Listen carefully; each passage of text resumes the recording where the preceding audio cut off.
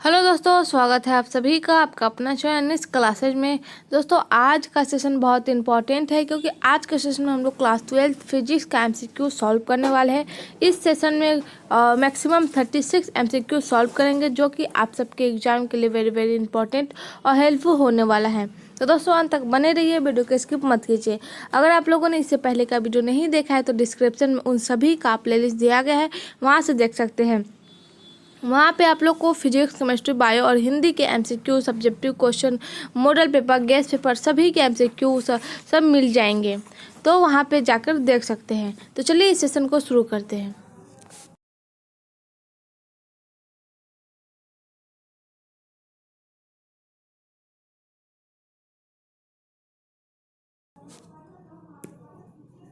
तो हमारा first question है, व्हीट सेतु से तुलना करता है।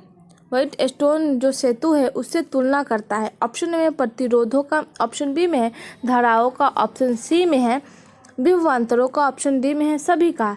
तो व्हाइट स्टोन जो सेतु है उससे तुलना करता है और ये क्वेश्चन 2017 में पूछे गए हैं। तो इसका जो सही जवाब हो जाएगा वो हो जाएगा ऑप्शन ए प्रतिरोधों का। क्वेश्चन नंबर 2 है, तांबा का कार्य फलन होता है।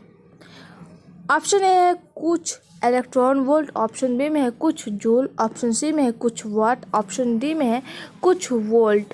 ये भी क्वेश्चन 2017 में पूछे गए हैं। तो इसका आंसर बताना है कि तांबा के कार्यफलन होता है। तो इसका जो सही जवाब हो जाएगा ऑप्शन ए हो जाएगा कुछ इलेक्ट्रॉन वोल्ट। देखते हैं क्वेश्चन नंबर 3। तो हमारा क्वेश्चन नंबर 3 है, किसी विभवमापी की संवेदनशीलता को बढ़ाने के लिए क्या करना चाहिए। इसका अनुप्रस्थ क्षेत्र बढ़ाना चाहिए, इसकी धारा को घटाना चाहिए, इसकी धारा को बढ़ाना चाहिए या फिर इसकी लंबाई को घटाना चाहिए। ये क्वेश्चन 2009 में पूछे गए हैं। तो इसमें बताना है कि किसी विभवमापी की संवेदनशीलता को बढ़ाने के लिए क्या करना चाहिए।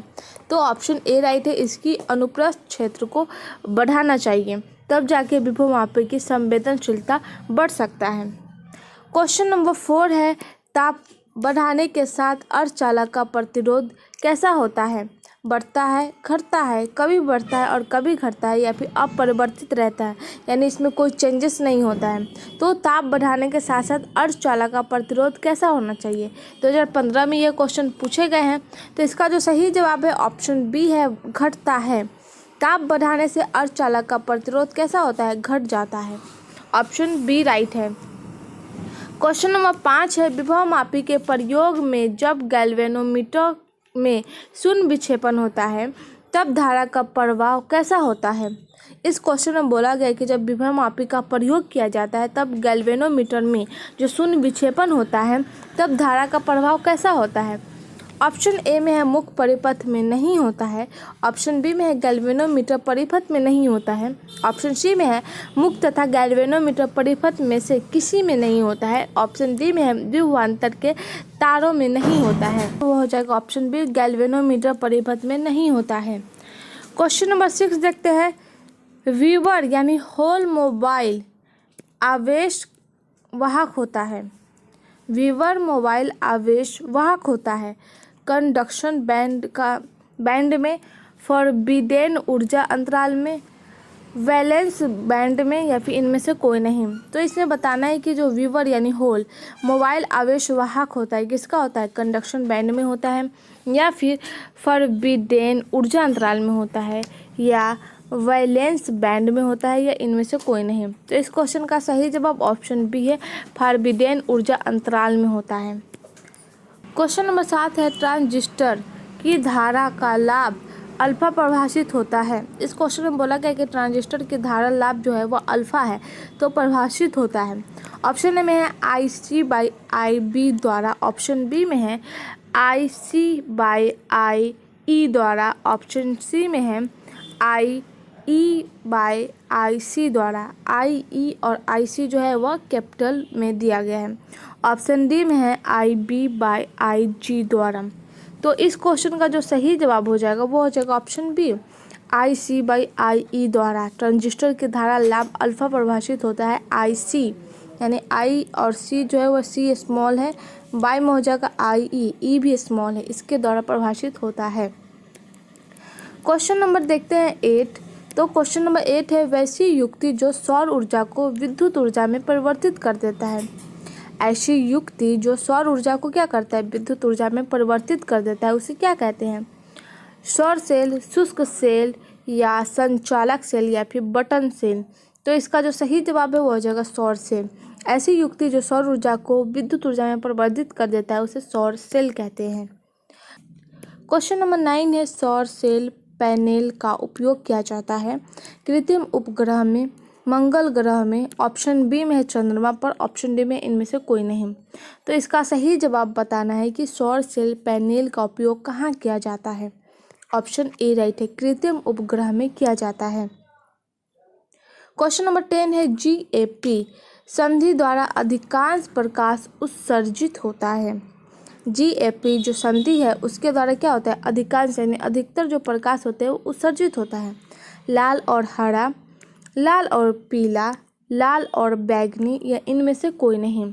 तो इसका जो सही जवाब है वो है ऑप्शन ए लाल और हरा। क्वेश्चन नंबर 11 है संयोजक ऊर्जा बैंड तथा चालन ऊर्जा बैंड के बीच के अंतराल को क्या कहते हैं? संयोजक ऊर्जा बैंड और चालक ऊर्जा बैंड के बीच में अंतराल पूछा गया है। ऑप्शन ए में है फर्मी बैंड, ऑप्शन बी में है बैंड गैप, ऑप्शन सी में है संयोजक बैंड, ऑप्शन डी में चालन बैंड कहते हैं। तो इसका जो सही जवाब है वह है बैंड गैप कहते हैं। क्वेश्चन नंबर 12 है सुचालक पदार्थ में संयोजक बैंड तथा संचालक बैंड के बीच क्या होता है? चौड़ा बैंड गैप होता है, पतला बैंड गैप होता है, कोई रिक्त स्थान नहीं होता है या इनमें से कोई नहीं। तो 12 का जो सही जवाब है वह है कोई रिक्त स्थान नहीं होता है।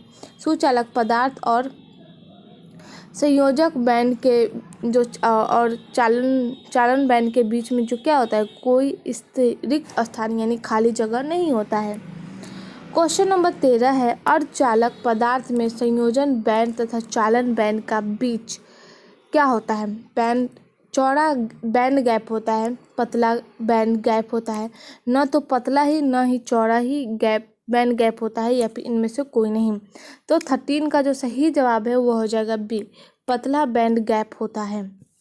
क्वेश्चन नंबर 14 देखते हैं एक शुद्ध अर्धचालक का परम शून्य ताप पर व्यवहार होता है।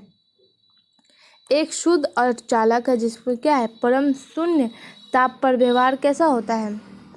ऑप्शन ए में एक कुचालक के भांति, ऑप्शन बी में एक अति चालक के भांति, ऑप्शन सी में है एक इन प्रकार के अर्धचालक की भांति, ऑप्शन डी में है एक धातु चालक की भांति। तो इसका जो सही जवाब है ऑप्शन ए राइट है, एक अर्धचालक की भांति। क्वेश्चन नंबर 15 है एन प्रकार का अर्धचालक बनाने के लिए शुद्ध सिलिकॉन में मिलाया जाने वाला अशुद्ध परमाणु है।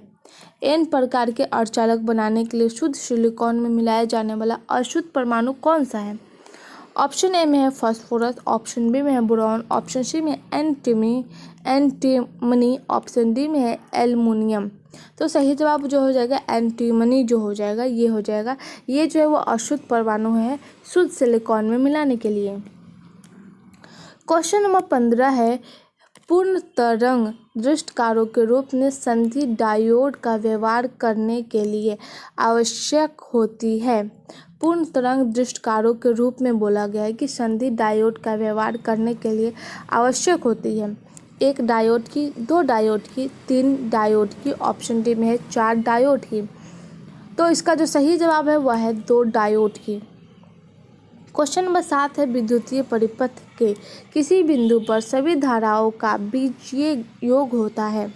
विद्युतीय परिपथ के किसी बिंदु पर सभी धाराओं का बीजीय योग क्या होता है? धनात्मक होता है, ऋणात्मक होता है, शून्य होता है या फिर अनंत होता है। तो इसका जो सही जवाब है वह है शून्य होता है। क्वेश्चन नंबर 18 है इलेक्ट्रॉन मुक्त इलेक्ट्रॉन के पद में होते हैं। इलेक्ट्रॉन मुक्त इलेक्ट्रॉन के पद में होते हैं यदि पाए जाते हैं। ऑप्शन ए में है कंट्रक्शन बैंड में, ऑप्शन बी में है फॉरबिडेन ऊर्जा अंतराल में, ऑप्शन सी में है वैलेंस बैंड में, ऑप्शन डी में है इनमें से कोई नहीं। तो इस क्वेश्चन का जो सही जवाब हो जाएगा वो हो जाएगा ऑप्शन ए कंस्ट्रक्शन बैंड में, जो कि आपको ऑप्शन ए दिख रहा होगा। बढ़ते आगे। क्वेश्चन नंबर 19 है कंस्ट्रक्शन बैंड अंतः खाली होते हैं। कंस्ट्रक्शन जो बैंड होते हैं वह अंतः खाली होते हैं। अचालक में, अर्ध धातु में या इनमें से कोई नहीं। तो इसका जो सही जवाब है वह हो जाएगा अचालक में जो होते हैं वह खाली होते हैं। क्वेश्चन नंबर 20 है, जिस तार्क द्वार के दोनों निवेशी को केवल अवस्था एक में रहने पर ही निगम प्राप्त होता है वह तार्क क्या होता है? तार्क द्वार क्या होता है ये पूछा गया है। इस क्वेश्चन को समझते हैं। इसमें बोला गया है कि जिस तार्क द्वार के दोनों निवेशी को केवल अवस्था एक में रहने पर ही निगम प्राप्त होता है तो वह तार्क द्वार है। और एंड, नॉर, नाइट। तो इसका जो सही जवाब हो जाएगा वो हो जाएगा एंड, ऑप्शन बी राइट है। क्वेश्चन नंबर 21 है, यदि किसी लॉजिक गेट के दोनों निवेश को अवस्था 0 में रहने पर निगम 1 प्राप्त होता है तब लॉजिक गेट है अवश्य है। तो ऑप्शन ए में क्या है? एंड है, ऑप्शन बी में और है, ऑप्शन सी में नॉट है, ऑप्शन डी में एन और है। तो इसका जो सही जवाब हो जाएगा ऑप्शन डी, एन और। तो ऑप्शन डी राइट है। क्वेश्चन नंबर देखते हैं 22, विभव मापी के तार की लंबाई बढ़ा देने पर समतुलन बिंदु प्राप्त होता है। कम लंबाई पर, अधिक लंबाई पर, उतनी ही लंबाई पर, अनिश्चित पर। तो इसका जो सही जवाब है वह है अत्यधिक लंबाई पर। बढ़ते आगे क्वेश्चन नंबर 23 देखते हैं, बाह्य अर्धचालक में विद्युत चालन संभव है उच्च तापक्रम पर, प्रत्येक तापक्रम पर 36 डिग्री सेल्सियस पर या फिर 98 डिग्री एफ पर। तो इसका जो सही जवाब हो जाएगा वो हो जाएगा हम लोग का ऑप्शन बी, प्रत्येक तापक्रम पर जो होते हैं वह बाह्य अर्धचालक में विद्युत चालन संभव होता है।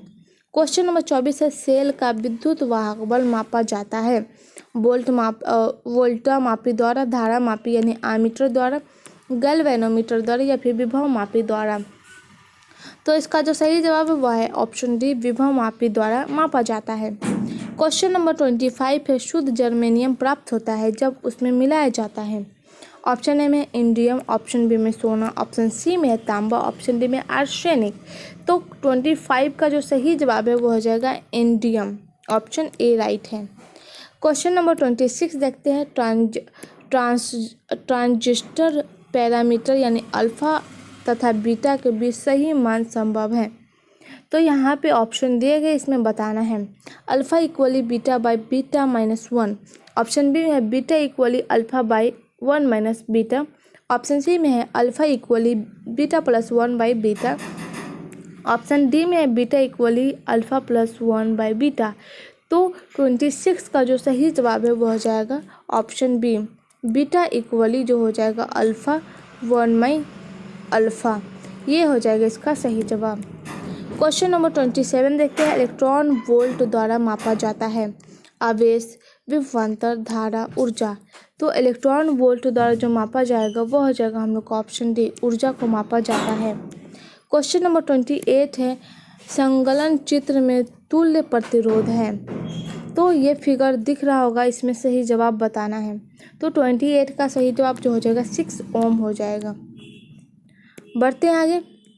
क्वेश्चन नंबर 29 है, एक सेल का विद्युत वाहक बल ई है, ई वोल्ट है। जब इसे लघुपथित कर देते हैं तो इसका टर्मिनल वोल्टेज हो जाता है। ऑप्शन ए में ई वोल्ट, ऑप्शन बी में ई बाई 2 वोल्ट, ऑप्शन सी में ई बाई 3 वोल्ट, ऑप्शन डी में 0। तो 29 का जो सही जवाब हो जाएगा वो हो जाएगा 0। क्वेश्चन नंबर 30 है, किसी परिपथ का वह गुण जो विद्युत ऊर्जा को ऊष्मा में बदल देती है वो कहा जाता है। विद्युत वाहक बल, धारा, वोल्टेज या प्रतिरोध। तो 30 का जो सही जवाब है वो प्रतिरोध कहा जाता है। क्वेश्चन नंबर 31 है, किरचॉफ का विद्युत परिपथ संबंधी प्रथम नियम आधारित है। किस पे आधारित है? ऊर्जा संरक्षण के नियम पर, आवेश संरक्षण के नियम पर या फिर संवेग संरक्षण के नियम पर, या इनमें से कोई नहीं।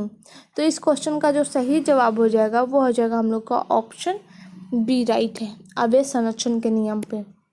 क्वेश्चन नंबर 32 है, किरचॉफ का परास नियम यानी द्वितीय नियम किस संरक्षण पे सिद्धांत जो है वो आधारित है? आवेश, संवेग, ऊर्जा या द्रव्यमान। तो 32 का जो सही जवाब है वह है ऊर्जा पर। पहला आवेश पर, दूसरा ऊर्जा पर आधारित होता है। क्वेश्चन नंबर 33 है पीएन संधि डायोड का उपयोग करते हैं एक प्रवर्धक, दोलन, मॉड्यूलेटर या दृष्टकारी की तरह। तो 33 का जो सही जवाब हो जाएगा वो हो जाएगा दृष्टकारी की तरह उपयोग करते हैं। क्वेश्चन नंबर 34 है प्रत्यावर्ती विभव लगाने पर एक दृष्टि धारा उत्पन्न करने वाले संयंत्र का नाम है। दृष्टकारी, ट्रांसफार्मर, ऑसिलेटर या फिर फिल्टर। तो 34 का जो सही जवाब है वो हो जाएगा ऑप्शन ए दृष्टकारी। ऑप्शन ए राइट है।